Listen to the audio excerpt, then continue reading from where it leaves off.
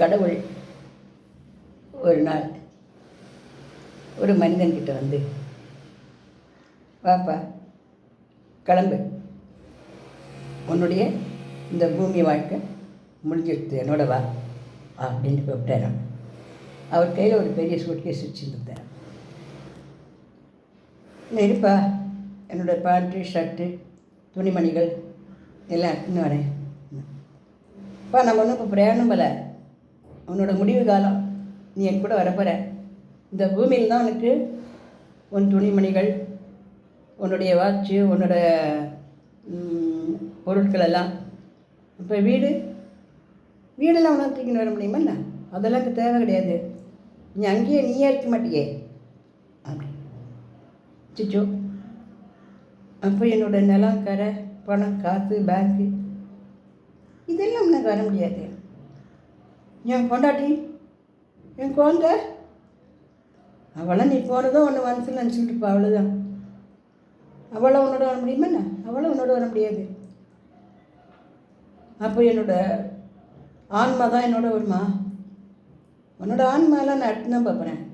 உன் உயிர் நான் தான் எடுத்துன்னு பார்க்குறேன். என்னோட உடல், உன்னோட உடலா? அது என்ன மண்ணுக்கு தான் சொந்தம், இடத்துக்கு தான் சொந்தம். அப்படி இப்போ எனக்கு நான் பெற்ற புகழ், பேர், அதெல்லாம் கொஞ்ச நாள் மண்ணில் இருக்கும். அப்புறம் மண்ணு போகலாம், நான் சிண்டுக்கலாம். அது எனக்கு அதை பற்றி ரொம்ப தெரியாது. ஆனால் நல்லது பண்ணால் ஒரு சில நாட்களாவது ஒன்று நினைவு கூறுவேன். அப்படி கடவுளே, இப்படி ஒன்றுமே இல்லாததுக்கு இந்த பூமியில் எனக்கு என்ன அடையாளம்? எனக்கு இந்த பூமியை விட்டு நான் அவனோட கூட வரணும் அப்படி.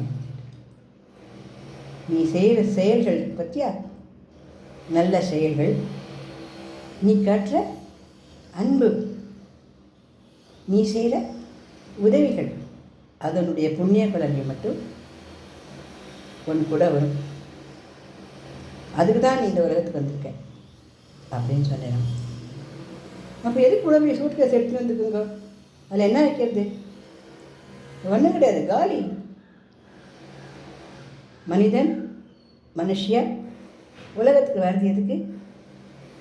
நல்ல செயல்கள் செய்யறதுக்கு, அன்பான வார்த்தைகளை பேசுறதுக்கு, உதவின்னு செய்கிற வழக்கோடு செய்யறதுக்கு, தர்மத்தை நாம் கடைபிடிக்கிறதுக்கு, நம்ம யாருக்காவது ஏதான ஒரு நல்லது செஞ்சோம்னா அந்த புண்ணிய பலனை நம்ம வாரி எடுத்துக்கிறதுக்கு, இதுக்கு தான் இந்த உலகத்துக்கு வரோம் அப்படின்னு ஸ்ரீ கிருஷ்ண பரமாத்மா சொன்னார்.